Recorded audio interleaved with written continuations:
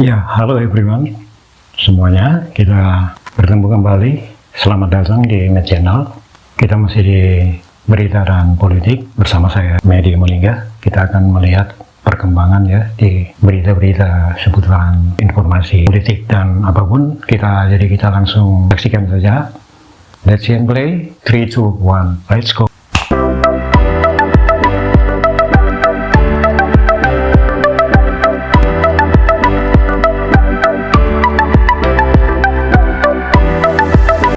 Ini yang terbaru juga Bang, rame di media sosial juga, himbauan untuk Bambang Pacul mundur dari Ketua DPD Jawa Tengah. Menurut Abang himbauan dari siapa?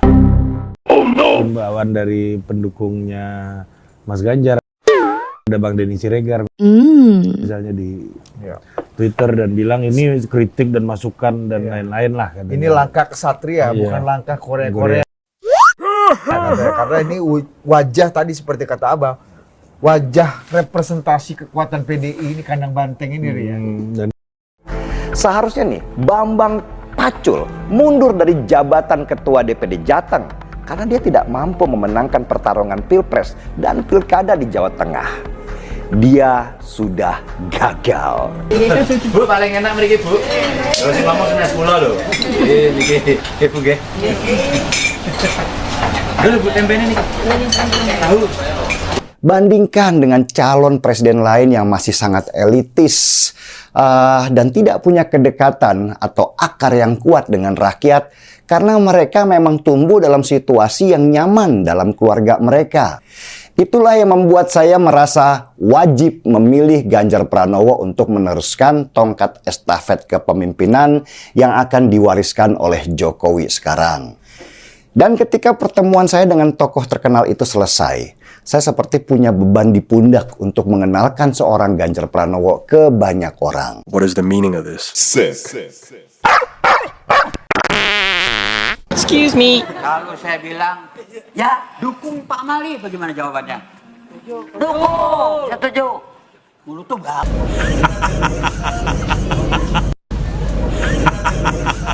Bagaimana gua nggak marah? Bagaimana gua nggak ngomel? Ya, udah nggak bakal laku lu.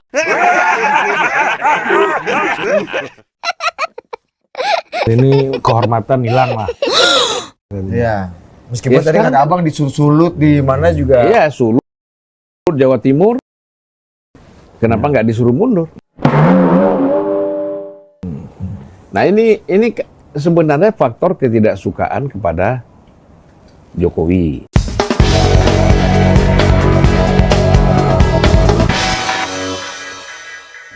Satu. Kedua, ketidaksukaan kepada Bambang Pacul.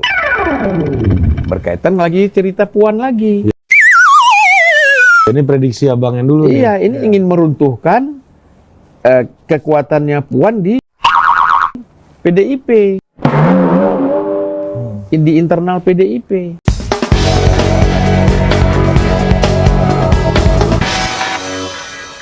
Nah, yang kita bingung, kita pertanyakan, kenapa Denny Siregar meminta juga Bambang Pacul mundur kan? Ya, kemungkinan ini terbangun komunikasi politik yang intens antara Denny Siregar dengan Hasto. Masalah kami di mana saya mengabdi. Semoga diberikan keadilan. I hate you.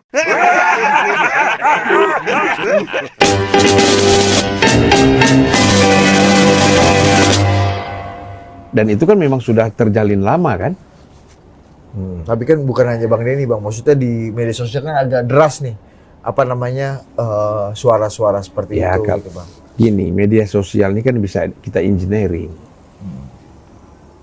Ya kan? Selama kita punya uang, kita bisa. Makanya media sosial sebagai kekuatan betul. Tetapi dia juga bisa diarahkan sesuai dengan kepentingan politik siapa.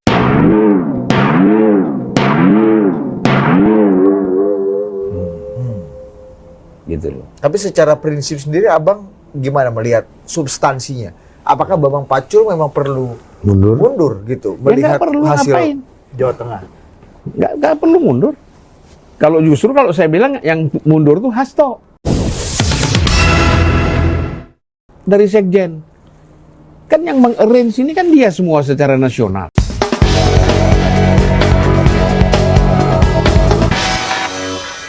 Iya kan? Yang membuat PDI tidak berkoalisi dengan siapa-siapa ini antara tangan kan Hasto. Hasto.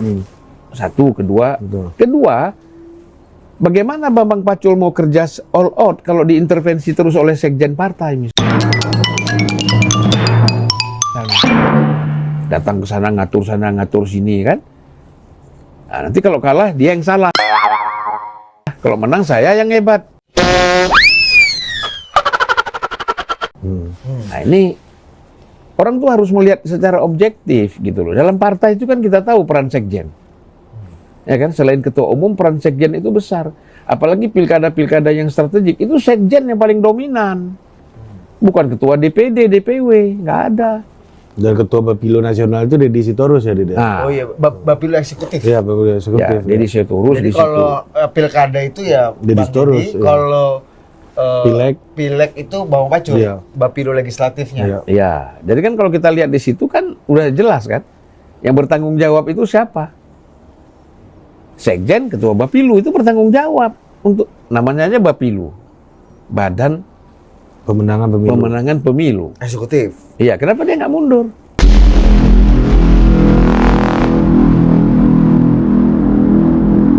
Kenapa bukan dia yang mundur? Sekjen kenapa yang nanda tangan semuanya? Kenapa dia nggak mundur? Ya gue tolongin. Lu tarik ke depan.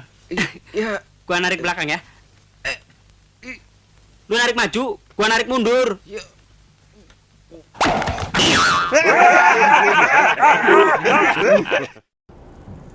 Kalau Bambang Pacul ini kan pelaksana. Ya kan? Tergantung apa yang diarahkan oleh DPP. Nah di sini Ibu Mega percayakan kepada dua orang, Deddy Sitorus sama Hasto untuk mengatur semua pilkada-pilkada ini. Ada juga Adian di situ kan, Adian juga ikut, tapi kan Adian tidak ikut di Jawa Tengah. Saya tuh waktu tanggal 18 November 2024 ini Bang, sempat kita ngobrol panjang lebar sama Mas Pram ya. Waktu itu saya sempat tanya itu soal isu tuduhan Bambang Pacul main dua kaki tidak total menangkan Jenderal Andika. Mas Pram tuh bilang saya, wah itu tuduhan jahat katanya. Ini tuduhan jahat nih karena saya tahu betul bagaimana Bambang Pacul itu bekerja keras untuk menangin Andika kata. Ya, Mas Pram sendiri yang ngomong gitu loh. Bagi Pram yang masih punya moral politik, ucapan-ucapan seperti itu dianggap adalah apa tadi istilahnya? Tuduhan jahat. Tuduhan jahat. Tapi bagi Hasto yang sudah biasa jahat, itu nggak jahat, biasa aja. Ya kan? Saya udah biasa melakukan itu, dia tidak merasa bahwa itu jahat. Gitu. Nah, beda sama orang yang masih mempunyai moral politik.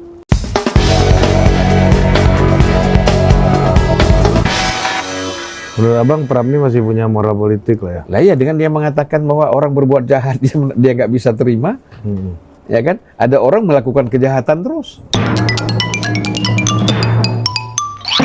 Atau mungkin tuh Bang Denny belum ngobrol sama Mas Pram itu soal itu. Nggak nanya Mas Pram dulu, gitu kan. Karena ini nggak perlu. mungkin Mas Pram lagi banyak nongkrong sama pendukung Anies kali Bang. Jadi elektabilitasnya naik kan. Jadi nggak kurang ngobrol sama Bang Denny jadinya kan. Ya, Denny berseberangan sama Pendukung Anies. Jadi nggak ngobrol, ya ngobrol Mas Pram.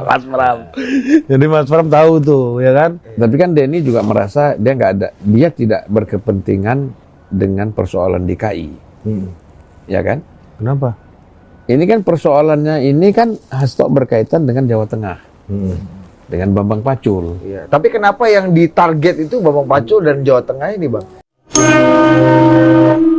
Nah, kita kan udah bilang bahwa ini pemirsa harus tahu nih, sambil podcast kita ini mendengar MotoGP. Iya, di Estoril. Ya. Kita hanya jarak berapa, Chan? 1 kilo dari Sirkuit. Estoril, Ya. Portugal. Ya, ini sekedar informasi aja. Iya. Kami sekarang masih ada di Lisbon, ya kan? Di Sintra. dekat Amadora. Apa tadi? El Doblo. Lu apa itu? Ya itulah pestanya. Eldorado. Iya. Nah, jadi kembali lagi kita ya, supaya nggak terlalu tegang ya. Kita bicara politik ini. Nggak ada yang tegang. Waduh, siapa yang tegang? Faktor Hasto ini memang harus ada koreksi total.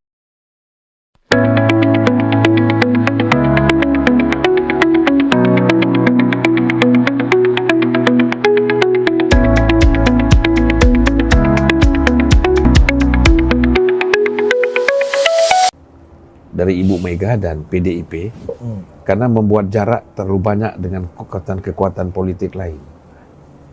Ya kan? Dengan aparat-aparat, ya kan, dengan polisi, dengan apa, karena ada problem dia nih masalahnya.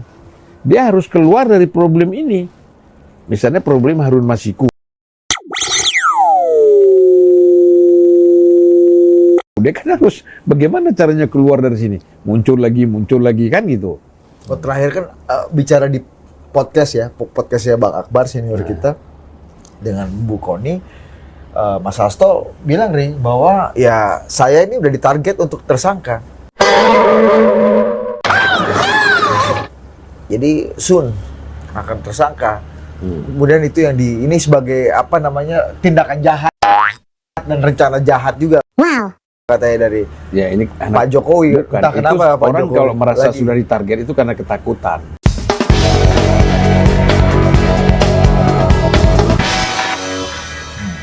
Abang lihat itu. Ketakutan, panik, ya kan?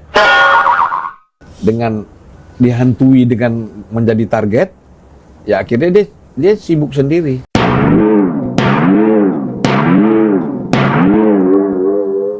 Bagaimana dia harus keluar dari situ? Jadi seolah-olah bahwa kalau gua jadi tersangka nih udah ditargetkan. Ini kan bukan persoalan ditargetkan. Kalau memang tidak ada salah, bagaimana mau ditargetkan? Kasus Anies misalnya, Formula E, ya kan? Kita bilang mau ditargetkan. Tapi kan setelah penyidikan memang tidak ada bukti-buktinya. Jadi kan proses hukum itu kan memang penyelidikan, baru masuk penyidikan kan? Nah, setelah itu dilakukan tidak ada buktinya, ya nggak bisa dijadikan tersangka dong. Jadi kalau menganggap bahwa apa yang mungkin akan menimpa Mas Hasto seperti yang beliau katakan itu bagian dari kriminalisasi dan target politik menurut Abang? Nggak ada itu. Itu dia ngarang-ngarang sendiri aja. Masa hukum KPK bermain-main seperti itu? Nggak lah, saya kira kalau memang udah ada salahnya pasti ditangkap. Apa dia jadi tersangka kan?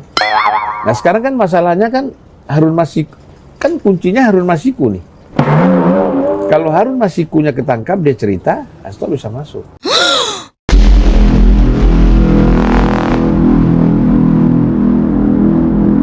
Mungkin, itu pun masih mungkin, belum pasti, kan gitu.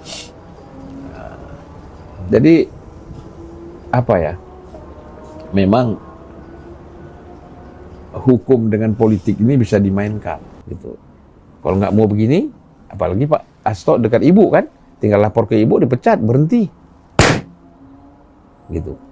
Jadi macam-macam bisa terjadi gitu. Menurut Abang memang Mas Hasto jadi faktor yang paling dominan sekarang dalam mempengaruhi pikiran Bu Mega, atau sebaliknya Bu Mega sebenarnya apa yang dilakukan Mas Hasto adalah sebenarnya originally Atau Bu Mega atau Mas Hasto tahu cara berpikir Bu Mega, kemudian menerjemahkan dirangsang terus kan, dieksploitasi terus gitu. Kalau faktor mana yang paling dominan? Sebenarnya Bu Mega itu kalau dia sudah yakin dan percaya sama seseorang, dia percaya penuh. Apalagi dia lihat orang ini tidak berkhianat kepada dia, tetapi malah mendukung sikap-sikap dia. Sebagai contoh itu tadi, yang selalu dibuat sebagai ini kan Jokowi. Objeknya. Dia tidak suka sama Jokowi, Ibu Mega tidak suka sama Jokowi. Objek ini dipakai terus sama Hasto. Ya. Gitu ya. Gitu. Ibu Mega jadi merasa bahwa ini orang loyal gitu loh. Padahal ini kan bisa merusak partai.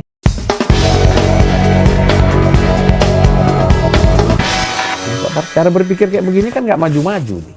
Nah, Abang di podcast sebelumnya sama kita, ini kan membaca bahwa apa yang dilakukan ini kan bahasanya Abang gini kan, dengan ditarget duluan Bambang Pacul gitu di Jawa Tengah, bahwa ada isu pengkhianat, isu bermain dua kaki segala macam, sehingga ketika ini menang, Bambang Pacul dicoret dari daftar peserta pesta. Kalau ini kalah, kita sudah tahu siapa hidung yang akan kita tunjuk sebagai kambing hitam gitu. Dan Abang melihat dalam skenario besar, apa yang dilakukan terhadap Bambang Pacul ini masuk dalam skenario panjang kekuasaan atau perebutan pengaruh dan kekuasaan di internal PD Perjuangan, terutama menuju Kongres ke depan. Tapi kan abang melihatnya posisi Mas Hasto jadi lebih kuat nggak sekarang, dan posisi Mbak Puan otomatis jadi lebih drop nggak? Saya kira nggak. Ibu Mega itu tahu. Ibu Mega itu tahu bahwa yang saya kasih tugas untuk memenangkan pilkada di sana adalah ketua Bapilu sama Sekjen, ya kan? Apalagi mereka menyampaikan keraguan kepada Bambang Pacul. Kata Ibu Mega, udah Bambang nggak usah turun, nggak usah all out. Yang all out kalian yang harus menang di sana. Tapi kalau dia gagal, kambing hitamnya Bambang Pacul. Kalau menang, yang dapat nama orang ini. Logikanya kan seperti itu yang dimainkan gitu loh.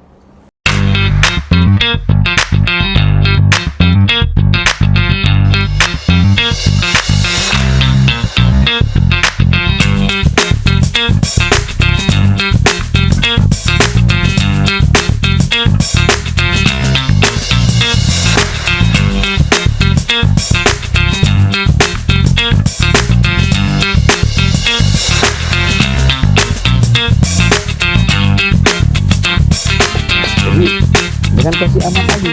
Nah, jadi kecenderungannya kalau dan itu kebaca Bang ya? Iya. Jangan kasih dia deh. Nanti kita kalah. Kayak di Nasdem misalnya contoh ya. Ahmad Ali kan. Wah, jangan kasih dia komandannya. Ya kan? Kasih si Sogi ala Idrus itu. Saudaranya Anies apa bukan nggak tahu, pokoknya salah seorang syekh lah. Ya kan? Kita lihat di PDIP juga bisa terjadi seperti itu. Banyak daerah tuh seperti itu.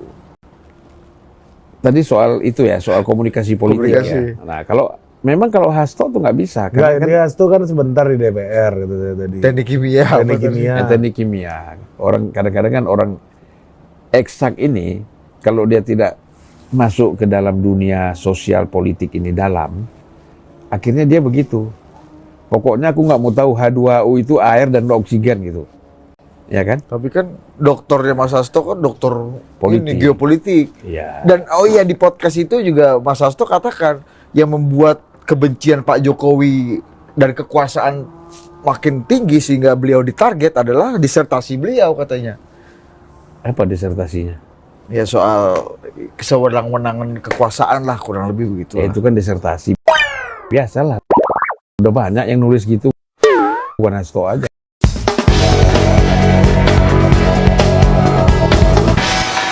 Bagi Pak Jokowi biasa-biasa aja lah. Namanya kok bikin disertasi kan? Satu. Kedua nggak ada orang membuat disertasi dengan sensasi. Iya kan? Apa urusannya? Ya itu yang pertama berarti. Beliau ini. Ya, disertasi dengan sensasi. Iya, pertama. Yang kritik Pak Jokowi soal kepemimpinannya kan disertasi udah banyak. Di seluruh dunia itu. Iya, S1-nya juga banyak. Iya. Biasa-biasa aja. Dia merasa hebat sendiri.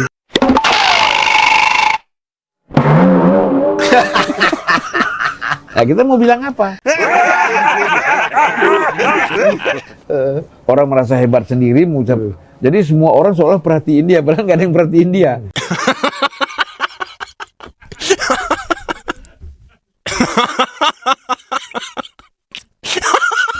Iya kan?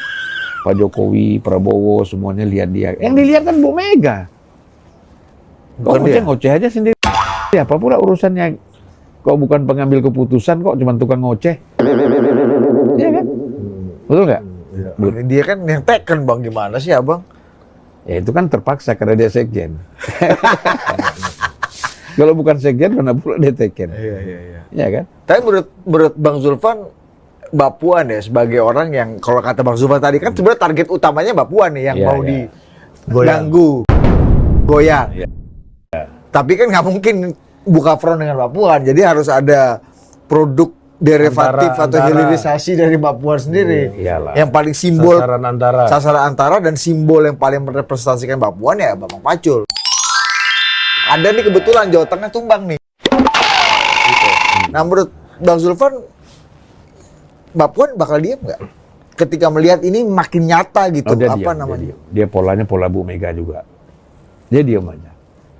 Diam tapi konsolidasi lah dengan tim-timnya kan, konsolidasi. Itu hampir di setiap partai itu ada seperti itu ya. Jadi ada orang-orang yang die hard kepada Mbak Puan, mereka konsolidasi pasti. Ini siapa orang ini gitu loh, ya kan? Sebagai sekjen. Sebenarnya kan waktu Pramono Anung jadi sekjen, Cahyokumolo itu ya, itu kan sejuk sekali PDIP itu. Ya. Meskipun oposisi Bang ya. Oposisi tapi sejuk. Malah oposisi bisa membawa Pak Taufik menjadi ketua MPR. Kan bagus. Gitu loh. Mari kita oposisi di parlemen, di DPR. Di kekuasaan. Bukan, maksudnya. Tapi kan Mas Pram sama Pak Cahyo kan lama di parlemen juga Bang, jagoan-jagoan parlemen kan. Kalau Mas Hasto kan dia nggak maju lagi atau gimana sih Mas Hasto? Kayaknya cuma 1 periode ada kalau nggak salah. Iya di DPR. Kenapa Bang? Karena dia kan mau konsentrasi di sekjen. Itu kan begitu. Pram waktu jadi sekjen kan mundur dari DPR. Bisa kalah ya Mas Hasto? Itu kesalahan juga, orang kalah di DPR RI kok jadi sekjen. Harusnya diambil yang menang. Karena kan banyak waktu Bang karena kalah dia. Ya kan banyak yang lain. Pram dulu kan DPR. Menang. Mundur dari DPR karena jadi sekjen. Kalau Mas Hasto kalah itu. Kalah. Iya. Makanya PDI kalah terus. Orang pakai sekjennya orang kalah.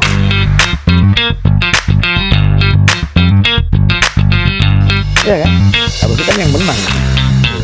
Jadi buat Abang saran buat Bambang Pacul ini santai aja, relax aja melihat situasi. Kalau saya jadi Bambang Pacul, meskipun dianggap ditarget justru kan yang wajahnya dipersalahkan. dikriminalisasi di dalam PDIP itu kan Bambang Pacul. Kok upaya adu domba di dalam? Bukan, memang ada terjadi. Memang terjadi.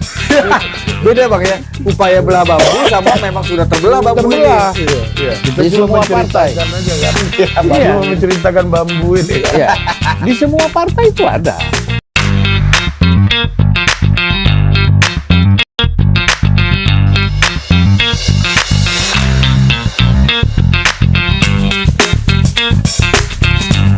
Oke, itu dia guys. Semoga bermanfaat untuk kita semua.